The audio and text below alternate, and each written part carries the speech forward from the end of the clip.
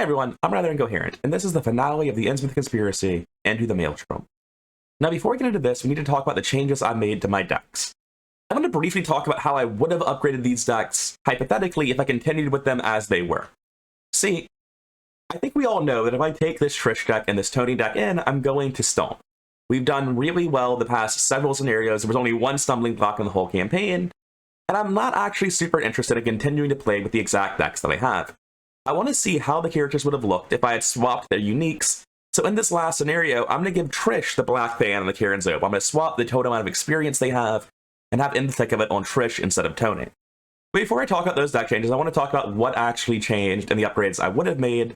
And for Tony, it's just that I got Relic Hunter, Lucky Cigarette Case, and Another Day, Another Dollar over the Heavy Furs because I don't need them.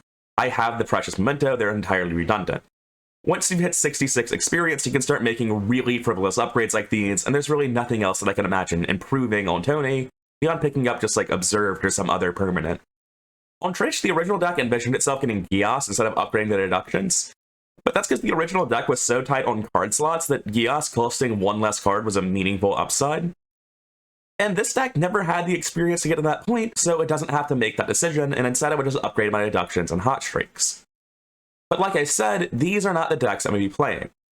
This is how I built Trish because she didn't have the extra experience from Karen's Ope and couldn't afford the Black Fan. This is the Trish deck I'll be playing in the finale. What Trish would have looked like if she had taken the Karen's Ope and in the thick of it instead of Tony. And if she had done that, well, first of all, they'd swap their experience numbers and she'd have 17 more experience over the course of the campaign, and she'd be using some of that to get the Black Fan. For the rest of it, she would be able to afford Another Day, Another Dollar, upgrade the Magnifying Glass so that Milan, or Kirby rather, would hit it if I played that. I'm so tight on card slots that I can't even afford to fit a second hot streak in the deck, so I'm running the Gios instead of the deductions. And all told, it's a very, very similar deck. It's just got more bells and whistles. The Another Day, Another Dollar, the Well-Connected, the Black Fan, the upgraded Magnifying Glass. The big thing that running Karen's Ope in this Trish deck does isn't that it makes it drastically better in Scenario 8.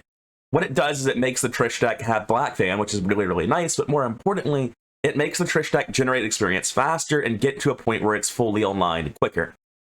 Now with Tony, I'm actually not trying to optimize the Tony list. I'm trying to play several cards that are really, really cool and fun, but probably not optimal. Specifically, Borrowed Time, Ace in the Hole, and Garrote Wire. It's very easy to say that I can cut Ace in the Hole and Borrowed Time, get 12 experience back, spend 2 of it on haste, and spend this 10 experience somewhere else, probably on hot streaks and Another Day, Another Dollar, and the deck just gets better. But I figure we're going to stomp this scenario anyway. These are really cool, powerful cards, even if they're not optimal choices, and I want to see how they perform in the finale. But with those exceptions, this is really just the Tony deck I was playing around Scenario 5, except I don't have the Black Fan, and instead I've got a Garrote Wire. So that's it for the deck changes. Let's talk about the scenario itself. As you can see, we're continuing with Tidal Tunnels. They're in 5 of 8 scenarios in Innsmouth, and they've kind of overstayed their welcome. Normally, you would be placing down some relevant story keys, but because we did everything in the story, we've already got all 4 of them. The fact that we have all 4 of the keys from the story means we only have 3 random keys set aside. And we'd be able to leave pretty much immediately if we wanted to, but we would miss out on Flashback 14, which is the true ending. So we're going to be playing through the first part of this, even though we're technically allowed to skip it because of how much story completion we've done. Also from setup, we have these diving suits. They are going to let us ignore the drowning abilities on the agenda, but anytime we take damage, we put it on the diving suit instead until it dies. So let's get into it. Let's read the agenda and act. Agenda 1, Under the Surface. Your boat lands on the Black Reef and you descend once more into the tidal caverns. Deeper and deeper still you travel until all thoughts of returning to the surface seem like fantasy. It has 6 doom and the standard drowning rules. Act 1A, Back into the Depths. Finally, you reach the gateway of the final depths, a swirling vortex of otherworldly currents beyond which Yanithile, the city of the deep ones, waits. Somehow you must gain entrance. And if we're all at the gateway and we possess the following keys, blue, red, yellow, and green, you may choose to advance. You'll see we start at the gateway, we possess those keys, but we don't want to advance. Something around here, I forget what, is relevant for story completion purposes. I'm reasonably confident the thing we need for story progression is we just need the random keys for something in the second half of the scenario, but for the life of me, I can't recall what it is. So, coming to our mulligans, I'm going to take a brief stop for anyone who clicks the timestamps and skips the gameplay. These decks have changed dramatically. I've switched out the Trish deck and Tony deck as though at the very beginning I'd put In the Thick of It, Karen's Obel into Trish instead of Tony. So their experience values have swapped, and I've made them as I would have made them if those were the decisions I made originally. This is technically cheating, but I've done something to help with that. Switched out both of their weaknesses for overzealous, which is definitely going to more than cover any benefit I might have gained from this decision. That said, both of their weaknesses were quite obnoxious, and I only realized yesterday when a friend pointed it out to me that the interaction between Gios and Reckless is that you can't play Reckless without getting rid of your Gios, so you either break your Gios or lose 10 resources every turn. 2 resources, rather. So unless I got incredibly lucky at some point during the game, I missed that interaction and just broke the rules without even realizing it. So let's get into it. Let's draw our opening hands for Trish. That's not bad. What's our starting shroud? 2, but there's no clues, unfortunately. I could see just holding like all of this and not the Faustian bargain, because my hand is currently at 7 resources with nothing else, and I'm drawing enough cards that I don't need them. Black Market's a good draw. We won't be using it for a little while, but it is a good draw. Over here for Tony. Okay, let's talk about Borrowed Time and Ace in the Hole for a second, since this is their first showing in the campaign. Ace in the Hole is just obviously a good card. It's very frequently the case that you would not include it in your deck, but it's obviously great. Borrowed Time, on the other hand, I really like Borrowed Time, but I'm also very confident that it's a terrible card. The value Borrowed Time provides is essentially that it's going to let your fighter bank his dead turns. But as you've seen with this Tony deck over the course of the campaign, between setting up and finding clues, there are no dead turns in this Tony deck. I can always be doing something, and Borrowed Time seems not that great. Hopefully it'll prove me wrong and be somehow exceptional through this scenario. I will be keeping an opening hand, just like, not Heavy Furs actually, because it's just worse than the Diving Seat of Abalone. But I think I'll be tossing the rest of this. I keep Lonnie and Borrowed Time and draw 3 new ones. Not the best. Definitely would have preferred to find a weapon, suddenly intensely regretting holding Borrowed Time.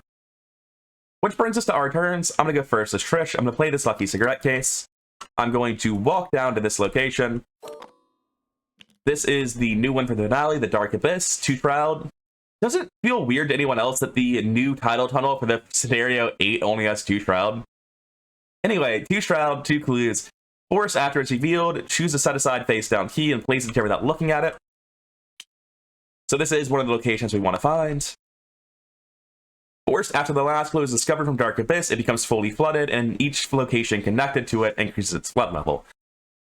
So this is kind of a terrible place to get you first, then, because it's going to fully flood the main location. But oh well, we'll live. Last action, I'll burn the Midnight Oil and investigate at 4-2. -1, I can use my cigarette case to draw a single card. I, for once, am remembering that it's level 3, but it doesn't matter, because I only succeeded by 1. Anyway, we'll take a clue, and that'll be Trish's turn. Over here for Tony's turn, like, do I just draw cards? Like, I can play Lonnie and Borrowed Time and bank my action. And I guess if I do that, I can punch a man to death. Okay, fine. This is sort of like a weapon. I play Lonnie, I play Borrowed Time, that's all of my resources. And last action, I bank it with the fucking watch. So I'm going to use my watch actions up here, separate from everything else, so that they don't get reset. And right now, I've got 1 action banked. And to remind myself, the way it works as an action that doesn't provoke attacks of opportunity, I can store 1 click on Borrowed Time, and whenever my turn starts, all of those become additional actions this turn. What a brilliant use of 6 experience. Anyway, I'll keep pace. Black Market on Tony. Shadow Agents on Trish. For some reason, I started trying to put them on the board instead of putting them in her threat area. I'm not going to throw a bounty onto those guys. 106 Doom and Evil cards. Sigzy. Gross. I think that's Doom. I don't think we can afford to take the horror or lose the resources right now. I remember absolutely crushing the scenario, so I'm going to believe that I can take the Doom. Over here for Tony, we get Treacherous Steps. We can either increase the flow level of our location or discard assets with a total cost of 2. Since our flood location is going to increase in a hot second anyway, I think that's actually a pretty easy decision. Which brings us to our turn. I think Tony is going to go first. Tony could potentially end up in a very awkward spot if he draws an enemy next turn, because he'll be at a fully flooded location with only one copy of Shortcut and not very good ability to kill it. I'm wondering if I black market Tony's deck on Trish. I think I have to do that, so I'm going to. It doesn't feel like a good black market because Tony is so low on money. I can play both Easy Marks, Garrote Wire, Knuckle Duster. But if I do that, I don't have enough actions I can shortcut down. At which point the next turn could be kind of scary, because I'm in a fully flooded location. I have a diving suit. What am I talking about? Thank God I remembered that. Okay, yeah, done. So Tony's turn is pretty straightforward. I'm using this to play an Easy Mark, followed by another Easy Mark to gain 4 resources and draw 2 cards. Then I'm going to play a Knuckle Duster, Garrote Wire for 4 resources, which leaves me with 1 action. I shortcut down, and I engage the Shadow Agents off of Trish. That's my final action. For Trish, I'm going to sincerely regret not playing the black market from Tony's black market this turn immediately. I was just thinking, like, I should do that next turn, but I guess that's not actually true. I should have done it immediately. Anyway, for Trish, I'm going to play Burning the Midnight Oil, gain 2 resources, and investigate at 4-2. -2, that is a pass by 0, so correct case doesn't go off, but I will get this key, the white key, as well as the final clue. Tony's poor enough that he might crack the case for 2. I'll be greedy and save it. I think we can do better. I actually don't know that I think we can do better. I'm not going to, though. When I get that clue, however, this location will become fully flooded. It would increase this location's flood level were it connected. I do have to wonder, though, if these locations become partially flooded. It won't matter because of my diving suits, but I'm going to go look this up for a second. It looks like these locations do get partial flooded, even though they're unrevealed. Which makes me really confused about the way the very first scenario was worded, because it's supposed to teach me how this works, and it gave the incredibly strong impression that you couldn't flood an unrevealed location. Anyway, it's not going to be important at all. We have diving suits. I'm just going to move to the next location as Trish. It is the Underwater Cavern, which is not helpful. It does let me backtrack this way now, but that's also not helpful. I can just move in the direction I'm going. Anyway, that's it for us. Upkeep phase. Counter Espionage will be nice eventually.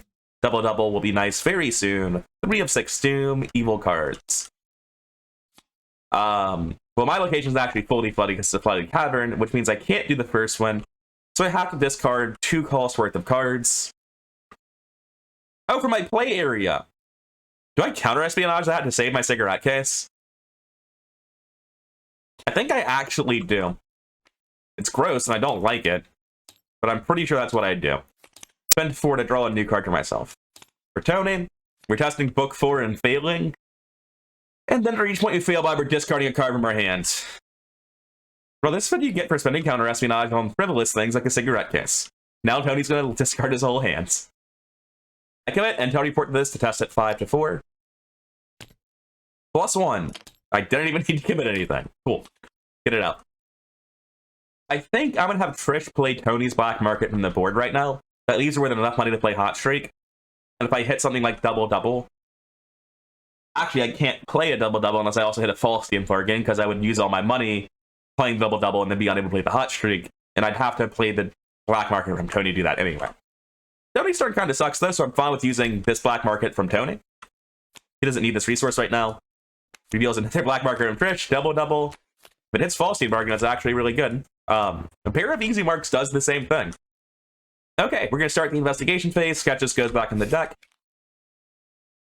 Trish is going to play Double Double for all of her money from the black market.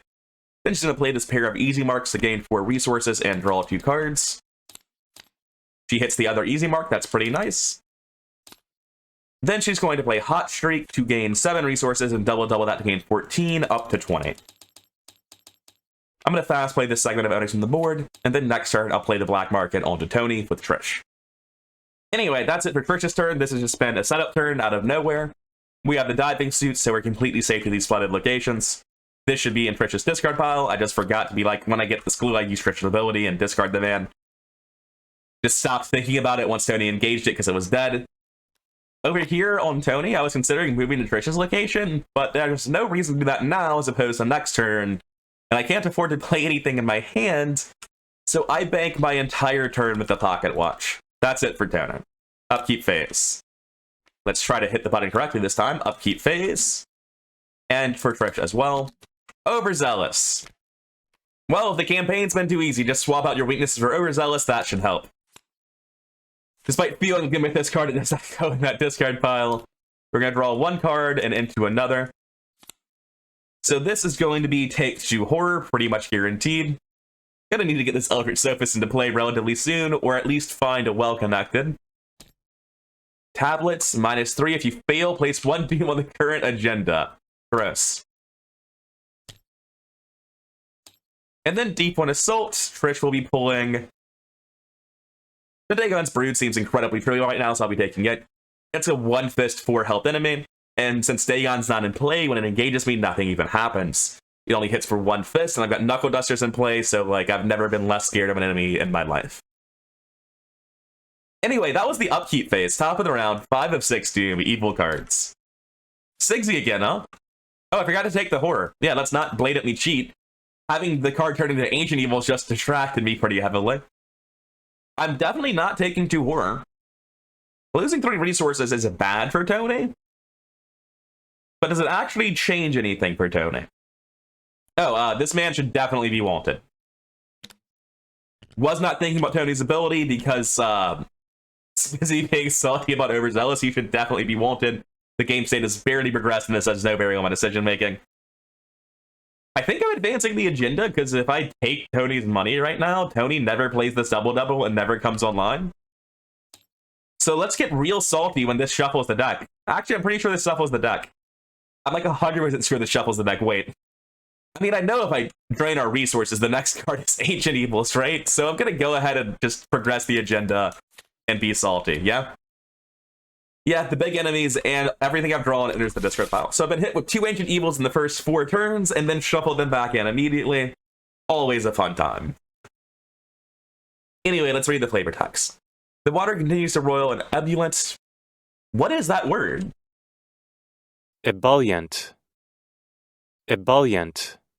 Ebullient, which apparently means boiling or agitated as if boiling. Neat. The waters continue to roil in ebullient energy as if somehow alive. With each passing moment, the sea grows more and more volatile. Stranger still are the monstrous creatures that now prowl the dark waters, creatures that defy all laws of nature. We shuffle the set-aside Loigor and aquatic abominations into the encounter deck with the encounter discard pile. The next agenda is Agenda 2, Celestial Alignment. Even this deep beneath the surface of the ocean, you can tell your time is running short. You feel the pull of the tide as it courses through the water. Every bone in your body quakes, the walls breathe as though alive. Standard drowning rules. Anyway, we're still not done with the Mythos phase. Tony's card, Psychic Pool. I discard a random card from hand. We're doing this, alright.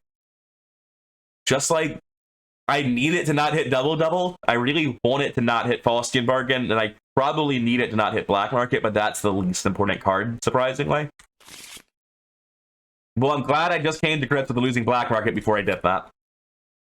We're testing Brain 1, and if I fail, I lose an action. Oh no. I lose one of my 6 actions? How will I deal with this? Anyway, I'm still probably failing because I don't do good at this test. Hey, I actually passed. I was bracing for Tablet Token Ancient Evils again. I was starting to say that I'm going to play this Black Market onto Tony's deck this turn. But Tony needs to move over, engage this man, punch him to death. That's a minimum of 3 actions with his ability. Then he plays Faustian Bargain from hand into the double-double. And like he's got nothing left after that.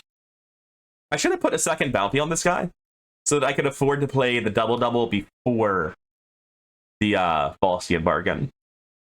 That would have been much, much better than what I actually did. As much as I intensely dislike this, I think maybe the Black Market stays on the board for Trish.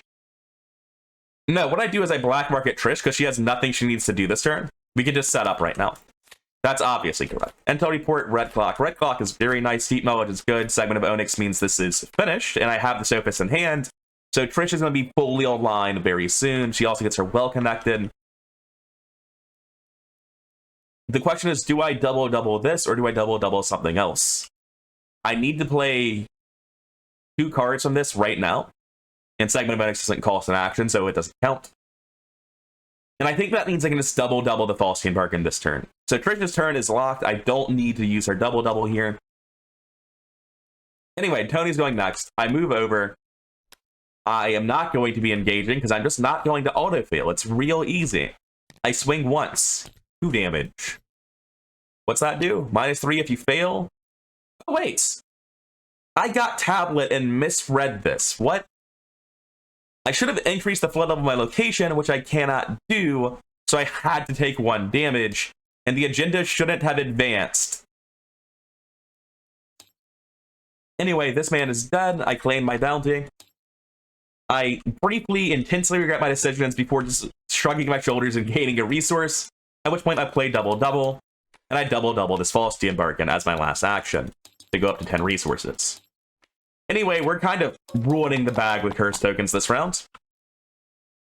For Trish's turn, we've already talked about what we're doing. I'm playing the red clock. I am playing Well Connected. I am playing the Segment of Onyx. I'm playing this Segment of Onyx. It's a total of 6 resources so far, down to 13. I spent 2 actions. My last action is to play this Faustian Bargain and double it to go back up to 23 resources and completely ruin the Chaos bag with curses. That's it for us. Upkeep phase. Christopher Milan is nice to see. Heavy furs are completely useless as long as I have a diving suit. 1 of 8 doom. I guess what I could do to retcon thinking I pulled a different token and just like reading badly is I could just not place the doom now. I'm gonna quickly check my footage and see if that's the case, if I actually did pull a tablet or if I'm just losing my mind. And if I did pull a tablet, I'm going to remove this doom to kind of retroactively fix that. Okay, I checked the footage. I most definitely pulled a tablet, not a cultist, so I am going to retroactively fix it by canceling out this doom and taking the damage on Trish. Anyway, evil cards. Fractured Consciousness, test 3 book. If you reveal a tablet during this test, automatically fail. If you fail, take 2 damage. Well, I tapped Well Connected because I like not dying. That brings me up to, this is a base level Well Connected. It shouldn't be. Oh, I know what it is. I imported these decks to tabletop before I made final adjustments to them. I just didn't realize that. This Another Day, Another Dollar got cut for this to be Well Connected level 3. And I feel like I spent all of my money at some point during this scenario, so I'm just going to stick with it as this, because I think if I were to switch them out now, it might be cheating. Anyway. We're using the clearly wrong version of this deck where I have 2 starting resources instead of a better Well Connected. I'm testing it 4 plus 4 is 8 to 3. -1, get it out of here. Thalassophobia, we are at flooded locations. So we just all take 1 horror. That's pretty gross. That's pretty gross. Not quite sure how I feel about that. Might want to be staying out of fully flooded locations from here on out to not get killed by direct horror. You know what'll be fun? Putting Overzealous into a deck that has random discards and direct horror. That'll be a great time, won't it? Anyway, that's it for the evil phase, investigation phase, no black markets, so these come back to the deck. We don't need these clues, we can just keep going, we only need keys. As Tony, I'm going to... Because Thalassophobia is really bad, I'm going to move once. I don't want to be in a fully flooded location. This is a partially flooded location. We don't need victory anymore, but I will be hanging out here just because it's safe. And I will bank my last 2 actions with the Pocket Watch. As Trish, I'm going to gain a charge on the red clock. Did I finish this and just not throw on board? That is exactly what happened. So we have a Pendant on the Queen. And we're taking our first test at +4, so I kind of want to go take a test this turn. With Well Connected, if I draw an enemy, I can definitely just evade them and then gain an extra clue. So what I'm going to do is, rather than following Tony and being completely safe, I'm going to swim over to this location. This has a key, that's fantastic. And now I'm going to investigate at 8 to 3. This is going to be my last action of the turn. If I miss this, I'm not going to be able to get the cigarette key to go off in any meaningful capacity anyway. So before I investigate, I'm going to play this Milan. And then I'm investigating at, thanks to this red clock, a total of 9 to 3. So let's see it. 0. That means we get to scry 6. Which is probably going to be that magnifying glass. It could be haste. We got some pretty strong options. Even counter-espionage is a good option, actually. I might take the counter-espionage. I'm a little bit scared of horror damage right now. So I'm going to take the counter-espionage instead. Milan will give me a money. That's it for us this round. Upkeep phase. Top of the round. 1 of 8 Doom for real this time, and evil cards. It's Sigzy again. Which terrible outcome do you want? Well, at this point, I think it's pretty easy to lose the resources. We no longer desperately need them for setup. For Tony's evil card, Conspiracy of Deep Ones. Is that what you call a group of deep ones? They travel in a conspiracy? Anyway, test 2 brain, +1 difficulty for each sanctum location with a key on it, which is none of them. If you fail, ancient evils, or get attacked by something that doesn't exist, so ancient evils.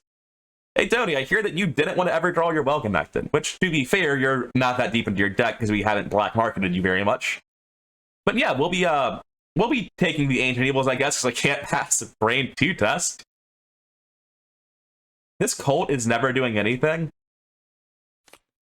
And I don't feel like I have the money to play this sketches, which is a very sad thing to say because it means I'm just fucked. I will go up +1. I'm not going to worry about the -2. The cult's just generally useless, so it's best used here. That feels really good. I feel like I made a very good decision committing that cult. Okay. So for Tony, I think I need to play this preposterous sketches and find better cards. I'm not in a good spot right now. So I'm going to use my first action to draw 3 cards. Cool, I drew Ancient Evils, like you do.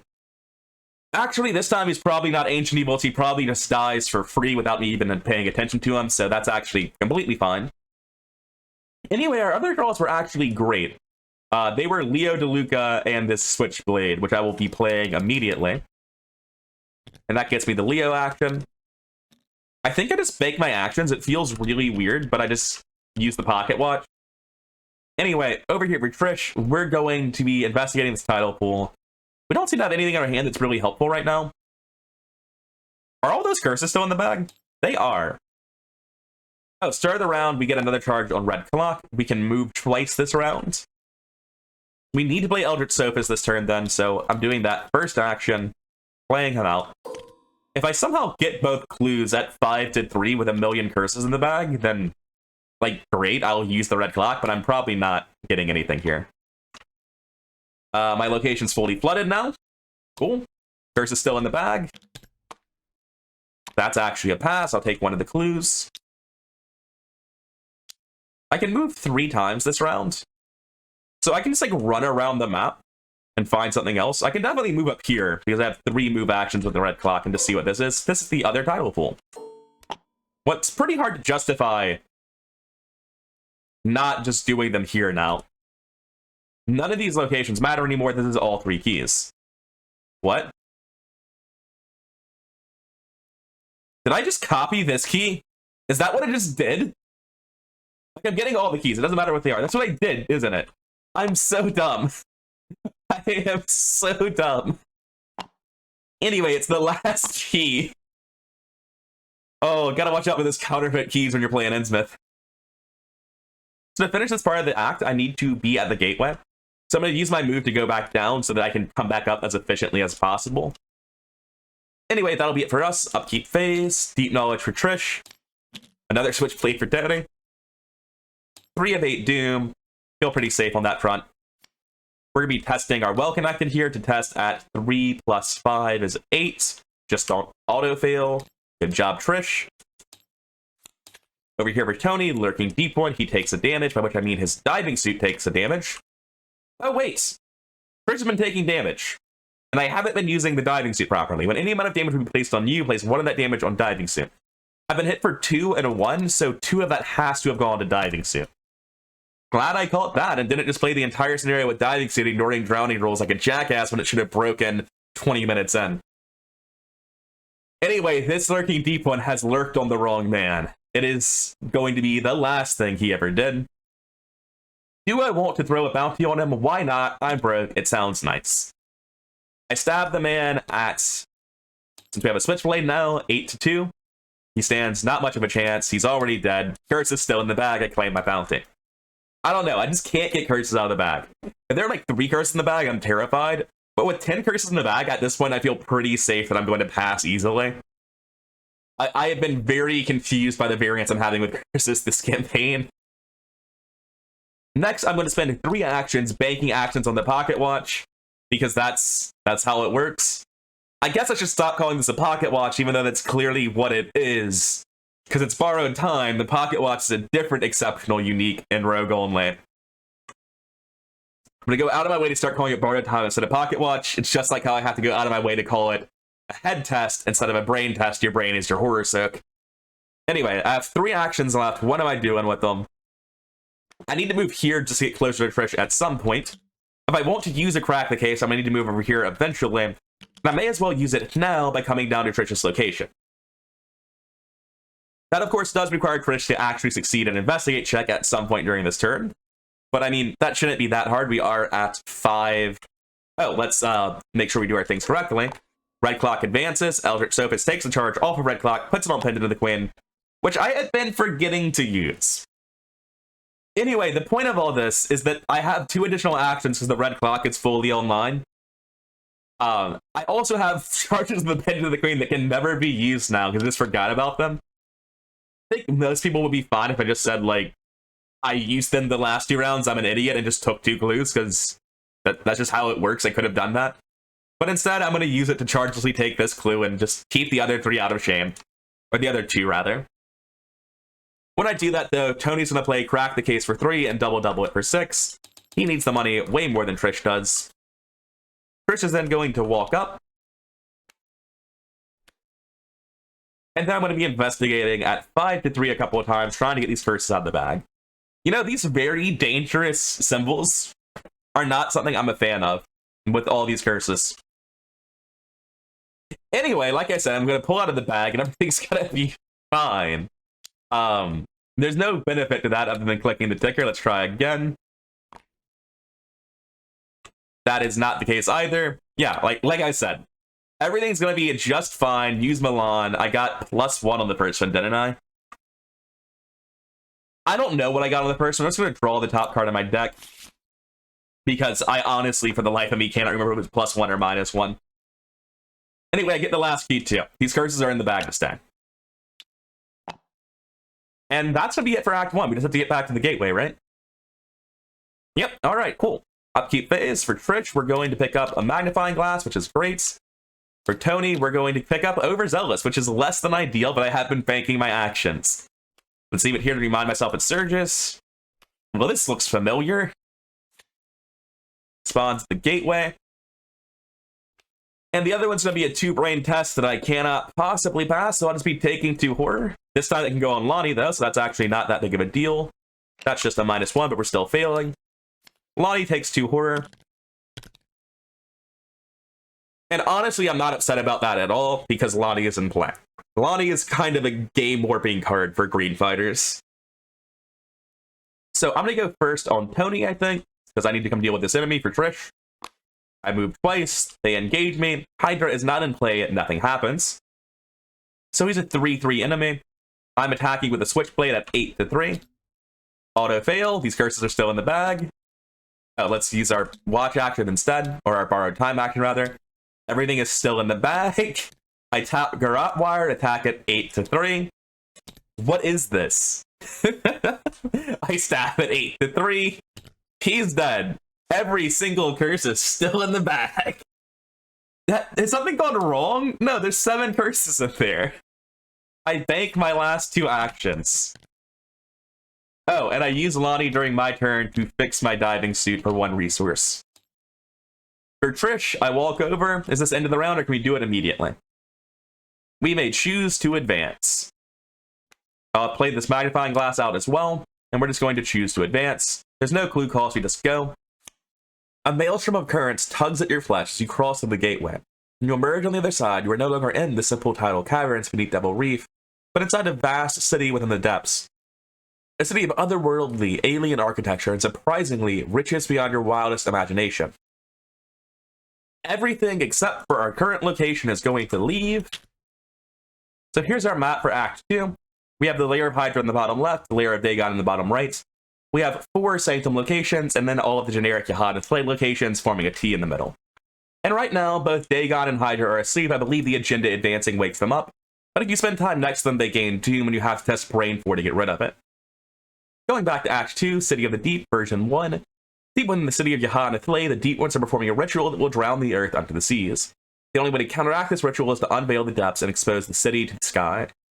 As a lightning bolt, you can either remove investigator damage of an Ancient One enemy, or investigators at a lair can spend clues as a group to decrease the flood level of any non-Sanctum location in play. So what that means, I can either spend 2 clues or 2 damage on a Great One while I'm at one of these 2 locations to unflood a location, or decrease its flood level by 1, rather. And the reason that's important is because our objective is to stop the Deep One's ritual by draining the city. If everything is unflooded, advance. And all of these Sanctums interplay fully flooded, even while unrevealed. And all of these generic city locations will be entering play partially flooded. So we've got a lot of work to do, but at the same time, Tony can deal, what is it, like easily 8 damage a turn, so he can reduce the total flood level by 4 in a given turn. It's not going to be that bad. Although, unfortunately, something with infinite health will never be in range of Garrote Wire. Anyway, Trish still has 4 actions left in her turn. I feel like we're actually making stupidly good time. We're not actually afraid at all. Although it is unfortunate that I haven't got the Black Fan, it's in the bottom 6. Trish is going to move down to the next location. This is the Undersea Corridor, is a 6-shroud, no-clue location. But we can drop the white key here, and if it's all an Undersea Corridor, then you may move as the Lightning Bolt limit once per round. Yeah, we want to do that. If I'm remembering correctly, the way that the 14th flashback works is you just need to have a certain number of keys put down. I think it's actually all 7. Anyway, that was an action, so we do that, and then we use the Lightning Bolt to get moving and come over here. The Sunken Halls are a 2-shroud, 2-clue location. We can place the black key here, and then after an enemy enters here, if the black key is here, deal 2 damage to that enemy. Sounds good, I'll do that one too. And I'll continue my way over to the Yahad and the Thalai Sanctum. The Onyx Guardians is a 2-shroud, 2-clue location. The shroud values are just, like, kind of weirdly low, aren't they, for a final scenario? I think all of the Sanctums have the text during the enemy phase. Each ready Ancient One enemy can attack investigators here as if they were engaged. And then it has the action, if you control the Edo key, place it here and spend 2 clues. Automatically evade each Ancient One enemy, unflood the location. For the remainder of the game, this location cannot be flooded. Group limit once per game. It seems weird to specify group limit once per game when there's only 1 yellow key. I know, don't throw stones from a glass house, but still. Oh, I understand now. During playtesting, someone was like, hey, we placed the key here. We got the clues. We can pick it back up and do it again, right? That's what's happening. It's to prevent that sort of cheesy nonsense. I understand. Anyway, I'm pretty sure Trish has an action left, and I just misclicked over here. I've moved, placed the key, moved, placed the key, moved. No, I've used all my actions. One of these wasn't a move, it was a lightning bolt, but I moved before the turn, or before the agenda, the act advanced. So that's it for us. Upkeep phase. You know what I probably should have done? Oh, I can't double my Faustian Bargain because the bag is still filled with curses. Well, whatever. I get easy mark over here on Tony, Black Fan on Trish. 4 of 8 Doom. Actually, you're back down to 3 of 8 because the Tony's quarry died when we transitioned the map. I'm going to use Well Connected to test at a staggering 5 to 3. Not quite the number I was looking for. I'm committing 1 deep knowledge to this test for sure to test at +3. I might commit the second one to test at +4. Because I can't play them. Once I can, I'm going to be playing Faustian Bargain, not deep knowledge. So I think I commit both of them to be at +3 to this test. +4, rather. 3 here, 2 here, 2 here, a total of 7 to 3, +4. Right on time, guys. I mean, at least it didn't matter. At least it was funny. Take 2 horror, then. 1 goes to Milan, 1 goes to Eldritch Sophist. I have Soak in play for it now, so it's not as big of a deal. Over here for Tony, Dagon's Brood will spawn at the lair of Dagon. It is much further away as I'm at the other location. And now he actually does have an effect. He's either going to place 1 Doom on Dagon, or Dagon's going to attack me. As Dagon can't currently attack, that effect is just ancient evil, so there's nothing to be done about it. Do I want Tony to just, like, go the other way and spam out investigate checks on something? Like, I know he'll fail them. No, because the penalties are huge. Like, if he just pulls kill just a couple of times, that will obviously have been the wrong play. Yeah, this is pretty much Trish's show entirely. So let me go first on Trish. I played the Black Fan for 3 resources. Because we finally got those curses out. Did I actually remove them? Yeah, I did. So since they're finally gone, I can play this Faustian bargain to gain 10 resources. Which will, of course, add all the curses back to the bag. Now we're up to 9 again. But it means the Black Fan is online, which is very helpful. Also, my book is higher than I was giving it credit for. I have a magnifying glass in place. We're up to 7. And the Black Fan is fully online, so we get an additional action, which the game doesn't even support. It doesn't lock into place anymore. And that will give me 1/1 to my soak. Eldritch Sophist, by the way, should have went off. Place a charge on Pendant of the Queen. These shroud locations are pitifully low, so I'll be teleporting instead. I'm going to investigate at 7 to 2. I get a clue. I get a clue. I don't know what it is, man. It's impossible to get curse tokens out of the bag when you want to. Just not a thing that happens. I got a +1 on one of those, though, which means I passed an 8 to 2, and I get to search the top mini cards of my deck, the top 6. So let's go do that. I search my whole deck. I think I want Gios the most. Yeah, Gios the most important one, probably. I'm going to go ahead and play that Gios, not that it really fits on my board anymore. For 2 resources, I don't commit any cards during my turn anymore. I use this charge of Pendant of the Queen to teleport halfway across the map. Before I do that, let's spend the action to place the yellow key. It's not actually helpful right now, but I need to do it eventually. Then I teleport over, then I use this location and lightning bolt over. It's the other sunken holes. If you control the black key, I've already done it, so it's not helpful. That's it for Trish's turn. For Tony's turn, I immediately spend 3 actions and bank them into the pocket watch. I spend 1 action moving down, because I always have to come down no matter what eventually. These guys aren't even awake, so I can't even go down and beat them up right now. Tony has nothing to do, really. Trish is probably going to be in this, like, pocket of the map for a little while, so if I move left, it's probably not a waste of action. I'm definitely drawing once, though. Oh, hey, it'd be great to double-double that Faustian bargain, wouldn't it? I double-double the easy mark. That's obviously better than moving. Ace of the Hole is nice. It'd be a lot nicer if you could double-double it, but we are playing with a taboo list, unfortunately. So, that's it for us. Upkeep phase. Haste on Trish is really nice, but I think I didn't actually shuffle that deck. Honestly, I don't know if that's what it used to be or not, and with only 4 cards, it's pretty likely that Haste shows up on top anyway, so I'm just not going to worry about it. Track the case for Tony. Top of the round, 4 out of 8 Doom and Evil cards. Memory of Oblivion for Trish is being tested at 6 by default. There's a lot of curses in the bag, though. So I'll add 5 to that and test at +7. Like you do. Anyway, title alignment for Tony. He's going to increase his location to fully flooded. Then he's going to take 1 damage onto his diving suit, which is not actually a problem. Sometime during this round, I'm going to spend a resource to get rid of all of this damage and horror, and Tony's going to be looking spick and span. Unlike Trish, who is kind of afraid of dying. Like, she hasn't taken that much damage, but she's taken enough. Trish can't have 8 health. I've been looking at Trish. Her health can't be right. She has in the thick of it with physical trauma, so something went wrong somewhere. Either I forgot to take damage at some point, or I forgot to start with the physical damage, whichever it was. So total damage I've taken is 5. The suit soaked 2 of it, and the fan gives me 1 back. But there's no way I can be at 8. I think I just forgot to take 2 damage or the physical trauma at the start. Either way, it's fixed now. I'm going to go first for Trish, because she's the only one who actually matters, so I'm going to walk into the Sanctum location. Speaking of, when I did this action, the whole point was that I removed that flood token.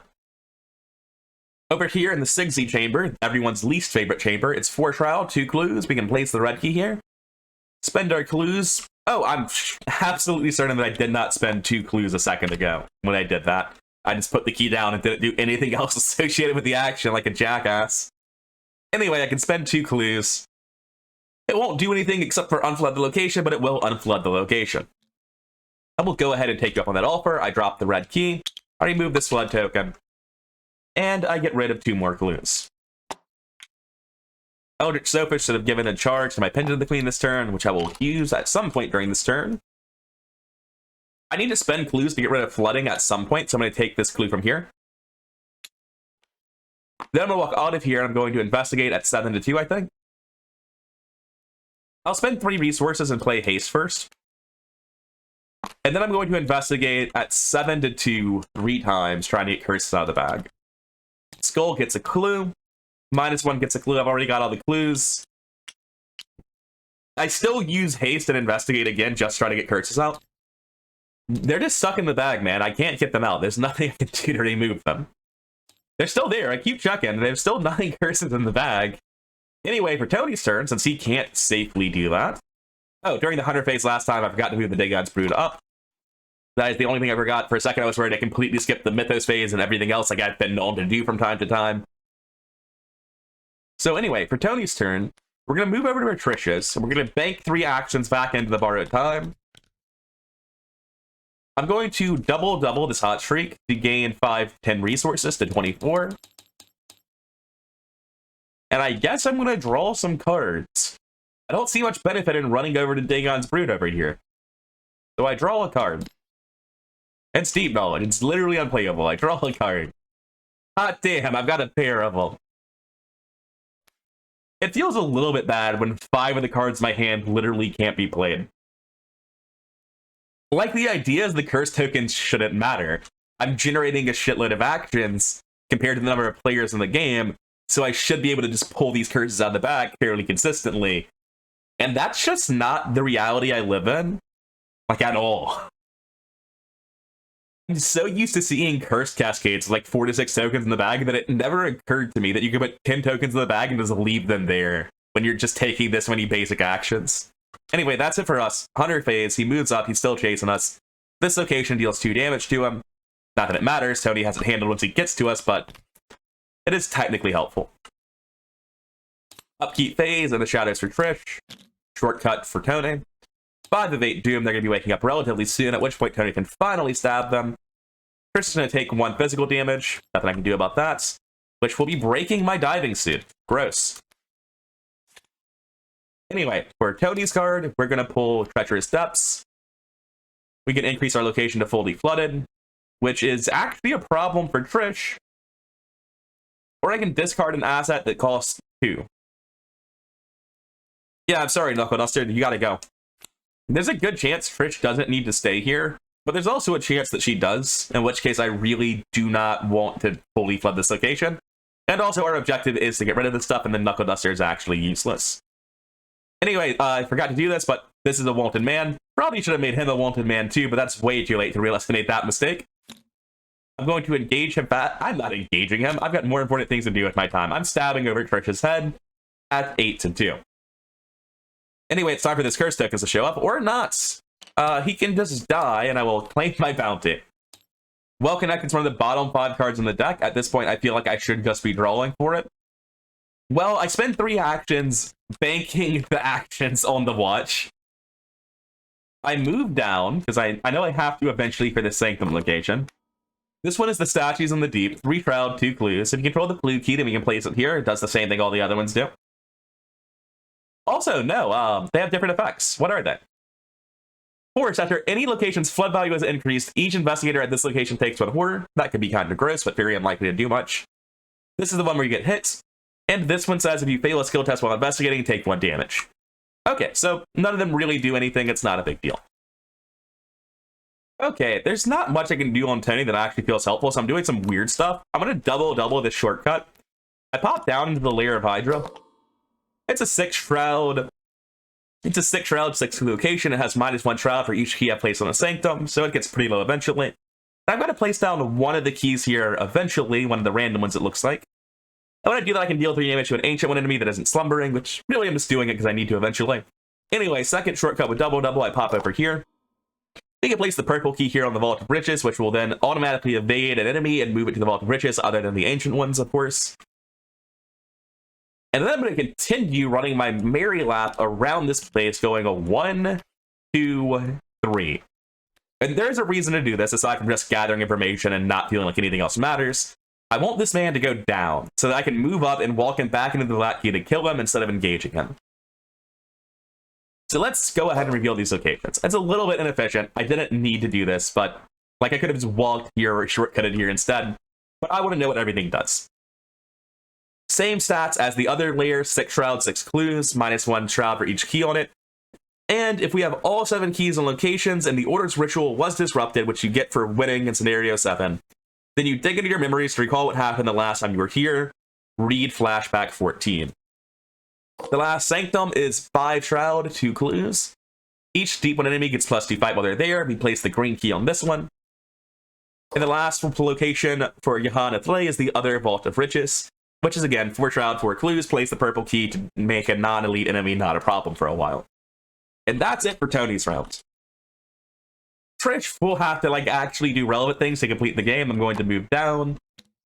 I am going to place the blue key here as well as spend clues. Did I spend clues for this one? It feels like I remembered to do it, like I wasn't an idiot last time, but I could be wrong. Anyways, the thing I didn't remember to do was tap about Sophist, take a charge off the red clock when it comes in at the start of the round, put it on Pendant of the Queen, which I then use immediately to take this clue from that location. And I'm pretty sure I did spend the clues that time. I'm going to be sending 2 clues, and which key do you want? The blue key, to make this location no longer flooded. And once again, it's not doing anything to the ancient ones because they're not even awake yet. I think I'm just investigating these locations at this point. I want to get these curses out of the bag.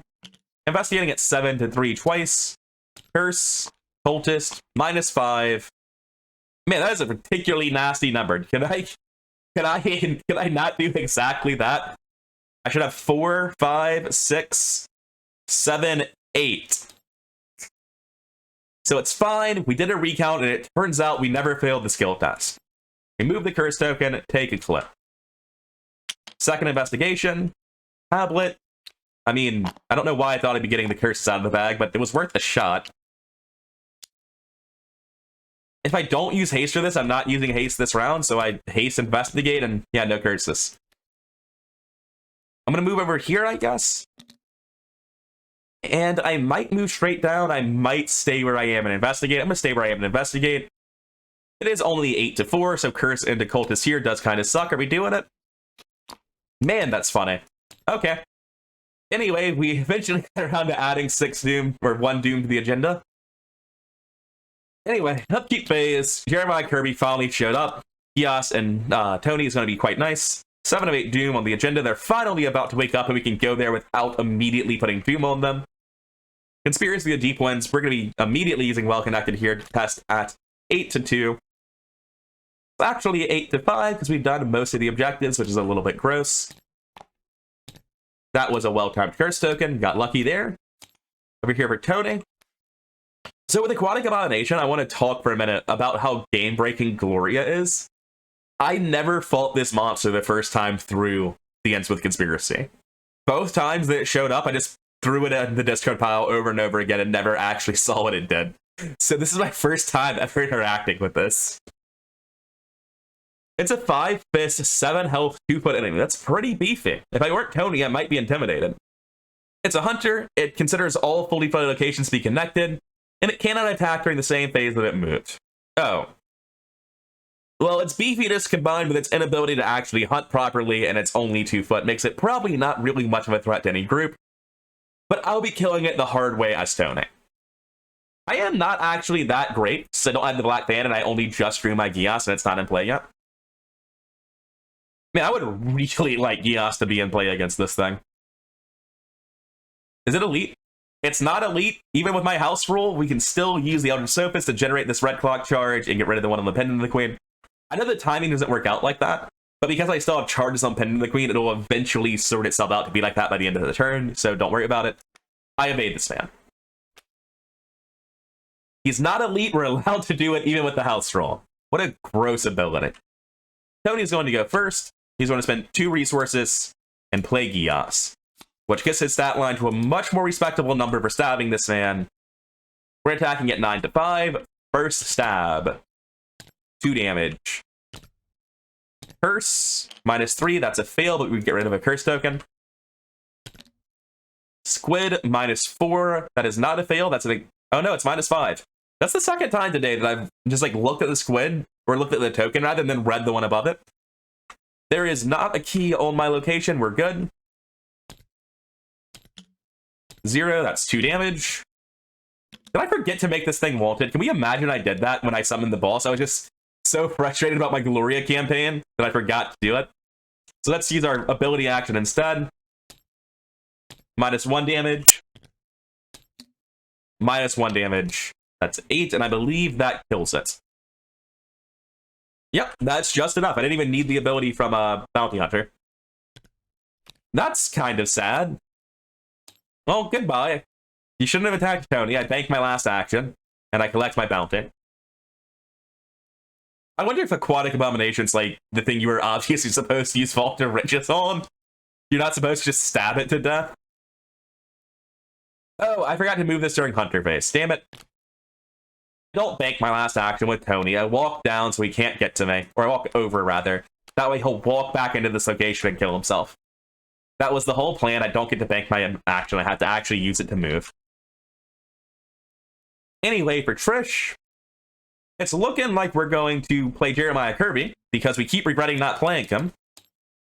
There's one card in the deck. I believe I know it's the last intel report.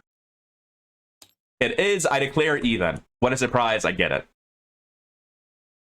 I'm going to move twice into the Sanctum location. I've been considering going to the Lair of Dagon. I don't see any reason to do that now that I think about it. I'm just going to walk right to the last Sanctum, which is the Submerged Temple. This is the one that wants the Green Key. I'll go ahead and spend that action. And now it's no longer flooded, and again, we don't get the benefit of its effect. We're just going too fast to actually care about these guys, which is incredibly weird. These poor schmucks, they just slept through it all. How many clues do I need to finish this? Let's finish doing this. I put the key down. I didn't spend my clues to get rid of the flood token yet, so let's do that. We have 6 clues left. There are 2 fully flooded locations and 4 partially flooded locations, so we need 16 clues to finish it. I've already used my Pendant of the Queen this turn. So we need 10 more clues or damage on Ancient Ones to finish this off. That's really not that hard. Placing a Doom on Dagon won't matter because we're already at 7 of 8 Doom. So I'm just going to walk down this turn. And this only has 1 Shroud at this point. No, 2 Shroud, because I placed down 4 keys on Sanctums. The ones that aren't on Sanctums don't matter. I'm going to investigate 3 times for clues using Haste. We're investigating against Shroud 2 with a Book of 8. It should be pretty hard for us to mess this up. What is hard, though, is getting the curses out of the bag. Anyway, that's it for us. Enemy phase, it moves over, it's still trying to catch us, it moves back into this location, the black key hits it again, it dies. Sorry about that, Dagon's Brood, you're kind of an idiot. Upkeep phase, Trish takes a horror on something, it'll be the Eldritch Sophist. Counter espionage is great to see, though. Upkeep phase for Tony. Top of the round, 8 Doom, agenda advances. Tyrants of the Deep.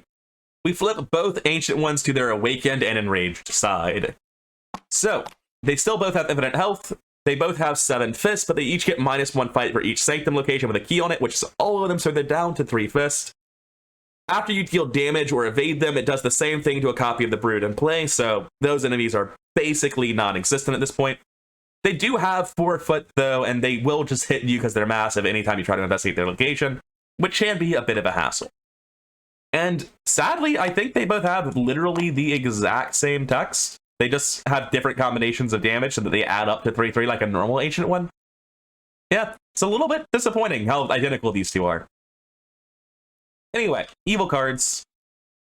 Title alignment, choose a location where there's at least 1 investigator, increase its flood level. Anyway, I'll take the 1 damage on Trish, it goes on to Kirby, and I will partially flood her location.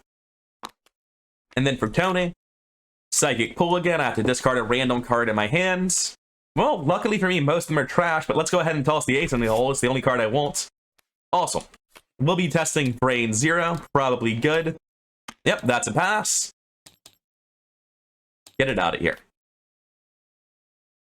Did I actually not bank actions last turn on Tony? Wild. Yeah, I was killing the Aquatic Abomination. That's right. Well, it's time to stab them, though. I was supposed to bank my actions for this. That's ill-timed. It's okay, I'll just stab them next turn. We'll go for the most stabs possible in 1 turn achievement and everything. First, Trish is going to go. She's going to use Well Connected and evade this man. He would already be doing it at 6-4 with all this money. It's now 10-4. This man is evaded. There are no broods in play for it to matter with. I did take my Mythos phase, it just didn't do anything. It feels weird. Then I'm going to investigate some more using haste at, Jesus, 8 to 2. Just does not feel like those are the right numbers, does it? I think we've gotten through a lot of the curse tokens. Yeah, there's only 3 left, so it's not that weird that we're missing them anymore. Anyway, I take the last 3 clues from this location. And then I use the lightning bolt because I am at a lair location to spend 2 clues. How many times? 6 times. Oh. 1, 2, 3, 4, 5, 6. Well, that's a little bit sad. I'm going to move over here and spend an action to put the purple key down. It doesn't even do anything. I just need to do it when. And I don't know. Nothing matters anymore. We've won. I've got both inventory ports and counter espionages in hand. We can do a lot more than this. I've stopped using cigarette case. I've spaced out again. It's the same thing that happens every scenario where I'm just like, it's fine, you win. Just roll to investigate 6 times on Trish. You get enough clues, and then end your turn. I don't even think about cigarette case, even though it's obviously tremendously relevant. Like, I'm sure I just scried by like 5 or something. I'll go ahead and do it just so I hate myself a little less. This should have been removed from the game when it broke. And I'll take burning the midnight oil. Anyway, I don't really see anything else worth doing, so I'm going to gain a resource rather than investigating my location or anything. I don't need the clues. Tony's got this handled. Tony's going to walk in, and then on a heavy spite for the game, he's going to bank his turn. That's it for us upkeep phase. No enemies do anything. Dagon will ready. Top of the round, 1 of 10 doom. What a train wreck. I increased my flood level to make things dramatic. Like, I'm pretty sure I could have just discarded a card from play. I didn't need this double-double anymore. But I want to have Tony do something relevant. Sounds like I would be discarding cards from hands. I wish I had something with multiple book symbols, but no matter how badly this goes, I cannot discard Ace in the Hole. And in fact, I can pass the test. Cool. Tony's going first. I play Ace in the Hole. And I will now stab Dagon 10 times. We're stabbing at what numbers again? He has 3 fists because there are 4 keys placed out. And we are actually at 9. So we're stabbing at 9 to 3. -4 is 2 damage. I'll give Dagon like a reasonably sized heart. Not like a particularly big one because he's not really a boss, but you know. That's 2 damage. Next stab. That's 2 damage. Next stab. That's 2 damage. Next stab. Auto fail. I should click up the other ticker as well. 2 damage. 4 damage. 6 damage. I'll click this up again and add the numbers finally. Next stab. 2 damage. 4 damage. So good job, Tony. You didn't need to do it like this, but you did walk in and stab him 10 times in 1 turn for 18 damage. It does make me a little bit sad that because they spawn at the start of the game, there's not really a point where they enter play, so I can't put bounties on them when I show up and claim that the ancient ones are wanted things. But I feel good enough about walking in and stabbing him 9 consecutive times in 1 turn. A little bit sad that I didn't have haste in here or quick thinking, so I could have gotten a few more stabs. But at some point, I'm, you know, memeing and didn't need to pick my actions before coming in here, and I could have won last turn. But anyway, I spend this damage on Dagon. Before I do that, I use this lightning bolt. All 7 keys are done. We disrupted the ritual. We get flashback 14. Anyway, under Memories Recovered, I'm going to record a Stinging Betrayal, and I might be reading this one out loud, because I have to read it anyway. I don't know what this is. So after thinking about it for a while, I'm going to go with City of the Deep, where you help Agent Harper to take the gold, because that really doesn't bother me. From what I remember of books and various role-playing games, like, the gold itself isn't cursed in any way. It's just the corrupting powers around the gold and the various magics that are used by the people associated with the cult. I don't think any of the gold itself is ever the curse thing. It's just, like, iconic of Innsmouth. Like, this idea that it can be used against humanity is, like, insofar as any material greed can be used against humanity is how I feel about it. So we're going to be helping Agent Harper. We don't need to get rid of the gold. That seems wholly unnecessary to me. So in addition to our previous objective, we want to have at least 4 damage on Dagon and Hydra.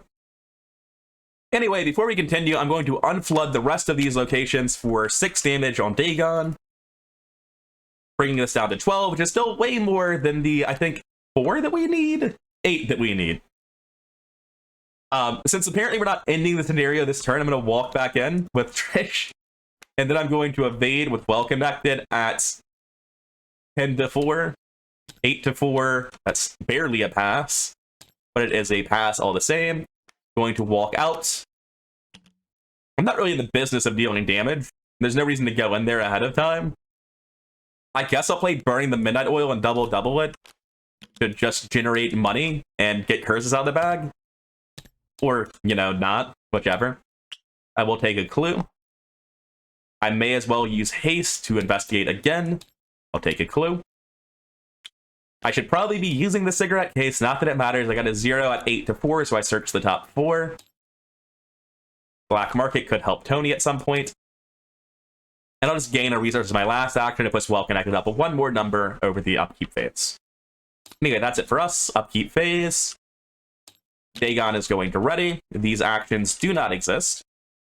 Top of the round, 2 of 10 Doom and Evil cards. Deep One Bull on Trish could be a little bit gross. We can toss any card we want. This intel report literally does nothing at this point. Over here, the Treacherous Depths, we can either increase our flood level. I'll do that. I feel like I just forgot that when I was healing stuff a second ago, but it doesn't matter. I'm going to go first on Trish. I'm going to evade the Deep One Bull. He's evaded. Then I'm going to move over. I'm going to attempt to evade a Hydra. And I'm going to use Well Connected, as I've been doing. 12 to 4. He's evaded.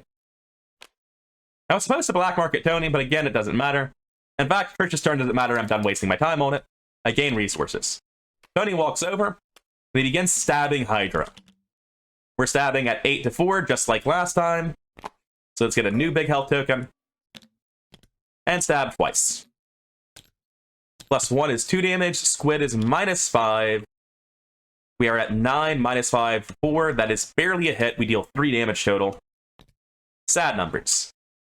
Oh, can we imagine that at the start of the round that I just, like, spent this damage and killed this flood token? Save us a lot of time. Which, for the record, does finish this act, and it's fine that it finishes this act. Because the way this works is it goes in the victory display. And the seas part with a roaring torrent. Chill air flows the corridors of Yahan Thlay as it rises. When the stars look down upon its alien emerald halls, something in the air changes. There's a sound like a snap and the hissing of air being pulled through the vacuum of space. Then, like automobiles lurching to life, the Earth and the Moon begin to move once more. We added the victory display, and because there's another act in play, we can continue playing in order to accomplish our alternative objective. And then once we've done that, we'll proceed to R1 after we do this one. Anyway, that's it. The game is over. Upkeep phase. Nothing else is happening. I should technically be discarding cards. But this is the end. We're finishing comfortably with 7 turns left. Oh no, there's a Loigor here. What will we do? Deep One Assault. Are you a Deep One? No. Hello, Deep One Bull. I will toss out my second Switchblade. And then I will proceed to not give a single shit about this Deep One Bull. I'm going to stab Hydra 4 times. We're stabbing at +5, which means -3 is 2 damage. We need 5 damage. That's 1 damage. 2 damage, remove a curse. 8 damage, that is scenario complete. We didn't even need all 3 stabs. Grabbed the wrong one. I talked at length about how I didn't want to help blow up the city for no reason. And then I just went for the other objective. What would this one have been? Get all the clues on the layers in the Vault of Riches with the purple key? I've just not been using this, and I could easily get these clues this round. Whatever. I'm just gonna go ahead and finish the objective that I grabbed as opposed to fixing the problem. I'm not too beat up about it, it's just very funny to me. I think that might be the hardest I've spaced in the game. Whatever. We accomplished the wrong objective. In this universe, I really hate the idea of government stealing gold. That shit is almost certainly cursed. This one goes into the victory display, at which point we'll be ending and getting R1. With the deities of the Deep Ones thrashing and howling in pain, sections of the city begin to collapse all around you. Hoping to use this to your advantage, you lure the creatures closer and closer to the vaults where their riches are held. The vast hordes of gold and jewels are no doubt how the creatures, and by proxy, the esoteric order of Dagon, were able to manipulate the people of Innsmouth and bring them into their fold. You cannot let that happen ever again. One final blow sends one of the creatures staggering through the wall, the seating collapses and a torrent of seawater follows. You escape just before you're caught inside. I don't know, man. This doesn't sound like they can't ever get the gold. Like, if you killed the Great Ones, maybe? But if you just collapse the city, the Deep Ones get pretty big. Like, they can just dig up the gold. Wouldn't they have had less access to the gold if the government took it? Like, I guess the problem is that the government can't possibly steal all the riches. The government's plan was really, let's just take some of the gold, because you would need a couple of dump trucks under the ocean to get all of it. But either way, I don't feel great about our plan. I feel like the Deep Ones very much still have the gold with this plan. Anyway, we've done all of our objectives. Resolution 1. We escaped Johanna Fly, we got Victory X, and we add both the Ancient Ones to the victory display. We all suffered 2 physical trauma from the ordeal. Since Act 2B Shattering Alignment is in the victory display, we proceed to Resolution 2. The plot of the Deep Ones was thwarted, the investigators win, and because the conspiracy was dismantled, we proceed to Resolution 5. The riches of the deep are lost forever, we gain 3 bonus experience, and we head to the epilogue. Which, because we did literally everything, means we get the true ending, we get Flashback 15. So our reward for the true ending is the horrible truth. It turns out there are Deep Ones everywhere, and this is nothing close to solving the problem. If anything, it's more like kicking the hornet's nest. Anyway, that's it for Innsmouth. People have complained that this is a soft finale. I am inclined to agree. Finishing the finale with 7 Doom left is a bit much. Anyway, that's it for now. I'll talk about my full thoughts for the Innsmouth Conspiracy tomorrow in a review video where I add all the scenarios to my tier list. But for now, I'm done. I've been rather incoherent. I hope you enjoyed the video and the series. If you did, then consider liking and subscribing for more content just like this in the future. And I'll see you in the next one.